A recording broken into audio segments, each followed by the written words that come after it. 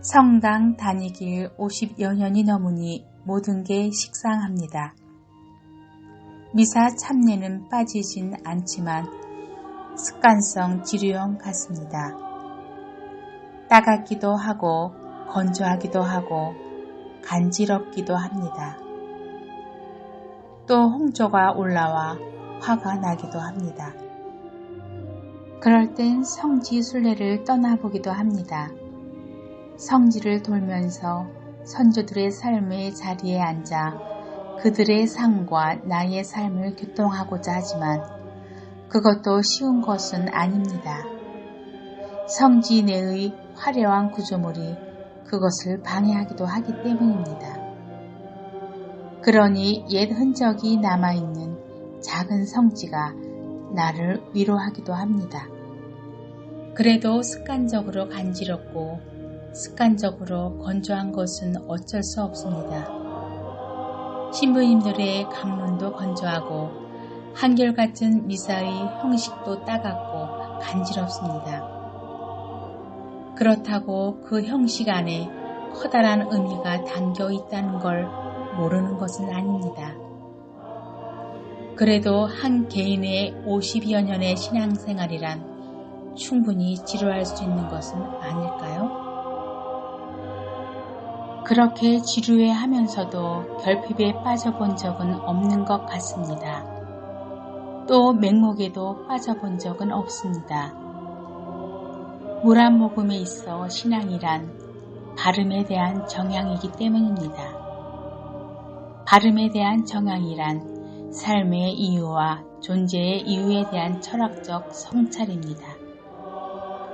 그러기에 자녀들에게도 삶을 제대로 간조할 수 있도록 바람을 갖는 것이지요.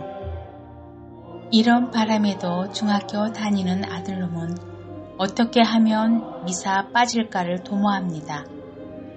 무리는 아닙니다. 나 역시 그땐 그랬으니까요. 성당은 지루하지만 헌금을 빼돌린 오락실은 달콤했으니까요. 지금의 나도 지루함을 앓고 있는 것을 보면 아이가 지루해하고 딴청을 피우는 것은 당연한 결과입니다. 어떤 이들은 시간이 지나면 다시 돌아온다고 합니다. 또 어떤 이들은 신앙은 그저 선택의 문제라고 말합니다. 그러나 물 한 모금은 신앙이란 밥 먹는 것이라 생각합니다. 밥맛이 없을 수 있죠. 밥 먹기 싫어 주전부리로 때우고 싶을 때도 있을 겁니다. 다이어트 전문가들은 아침을 걸으면 몸이 전량 모드로 들어간다고 말합니다. 따라서 당뇨, 고혈압의 위험도 증가한다고 하지요. 그러니 물 한 모금은 아이들 학교 보낼 때 절대로 굶겨 보내질 않습니다. 어떻게 해서든 챙겨 먹이려 노력하죠.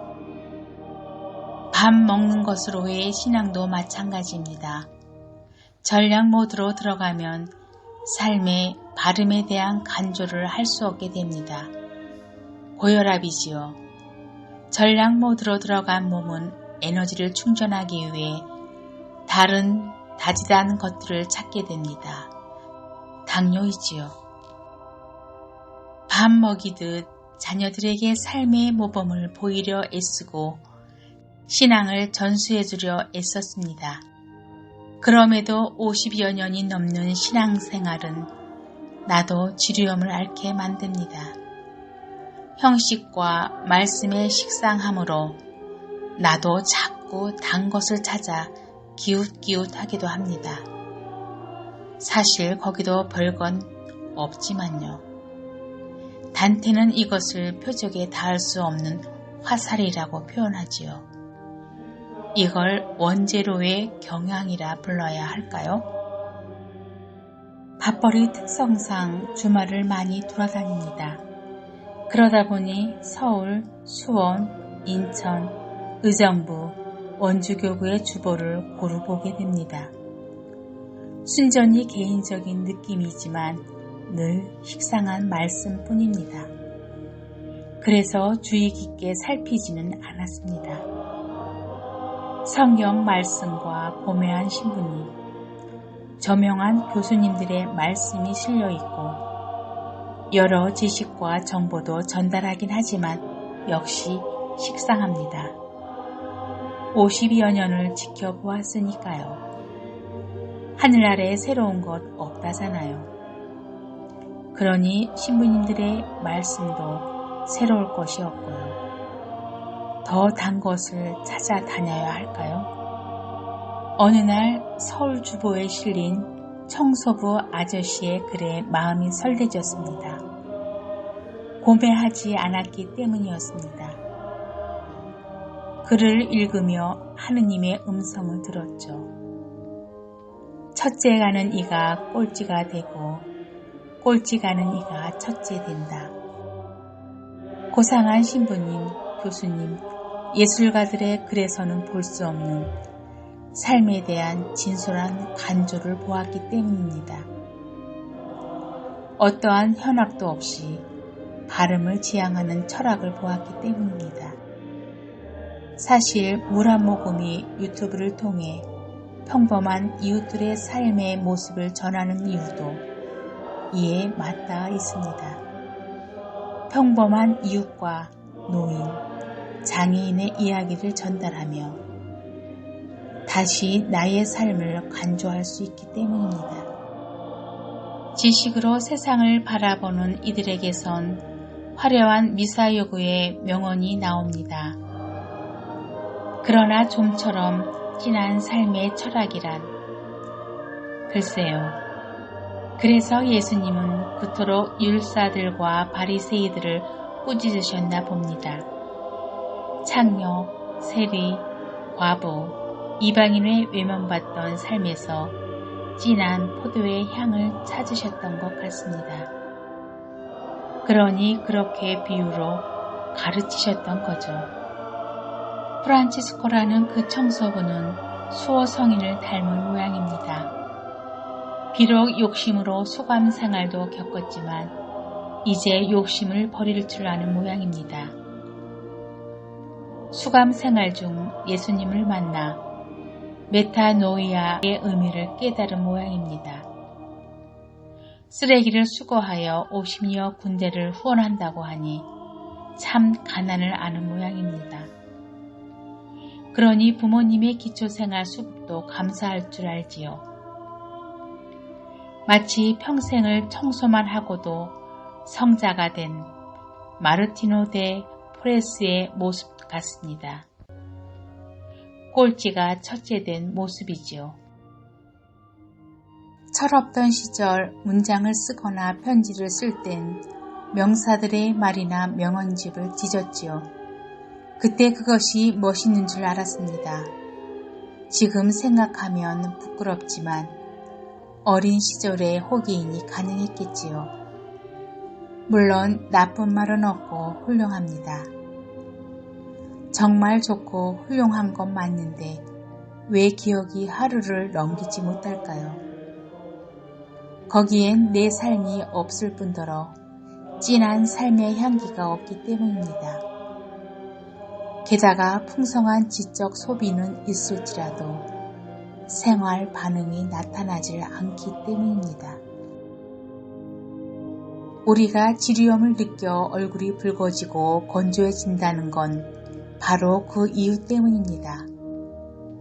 생명의 말씀인 것은 알겠는데 말씀과 나의 생활 반응이 어떻게 조우해야 할지를 모릅니다.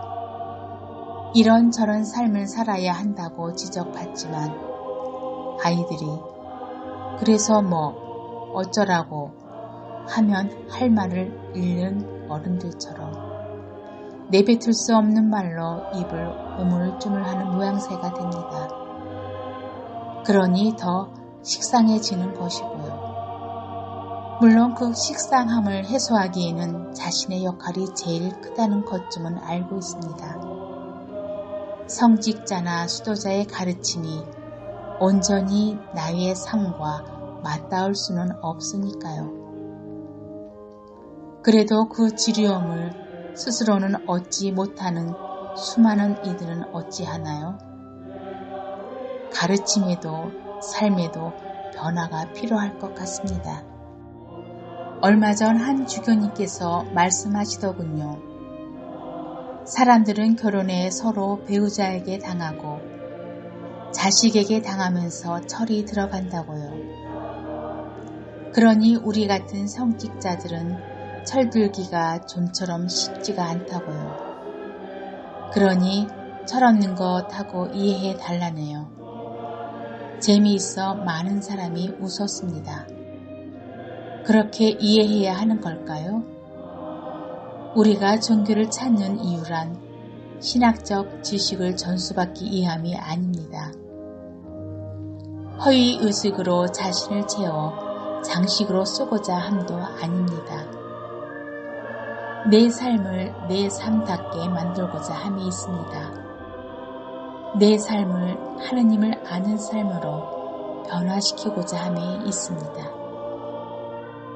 그러니 지루함을 초래하는 식상함을 해소하지 못한다면 결국 첫째가 꼴찌 가고 꼴찌가 첫째 가고 말 것입니다. 삶의 향기를 내어 뿜지 못하는 가르침은 결국 하품을 불러일으키고 맙니다. 그 하품은 결국 하느님과 인간의 관계를 멀어지게 만들 것입니다. 50년의 세월이 식상함을 초래하는 것이 아닙니다. 단 하루로도 식상할 수 있습니다. 삶을 살아가고 삶을 보여줄 수 있는 가르침을 기대합니다. 물 한 모금도 삶에 배신당하고 자식에게 당하면서도 아직 철들지 못했습니다. 주교님이 말씀하신 철 없다는 자평이 아니더라도 우리도 아직 철들지 못했습니다. 그러니 오늘도 가르침에서 삶의 향기를 목말라 합니다. 언제쯤 철이 들 수 있을까요?